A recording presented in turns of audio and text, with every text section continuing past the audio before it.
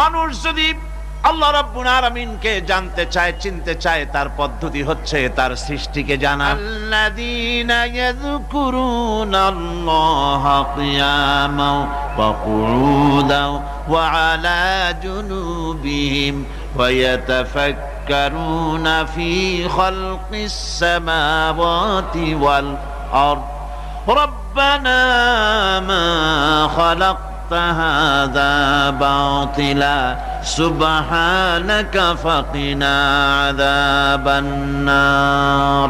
যারা দাঁড়িয়ে বসে শুয়ে এক কথায় সর্বাবস্থায় যারা আল্লাহ পাককে স্মরণ করে, তার আকাশ এবং জমিন সৃষ্টির ব্যাপারে চিন্তা ভাবনা করে, রাত এবং দিনের পরিবর্তনের চিন্তা করে, তার সৃষ্টি নৈপুণ্যতা নিয়ে যারা গবেষণা করে, তারাই হচ্ছে আল্লাহ পাকের খাঁটি বান্দা।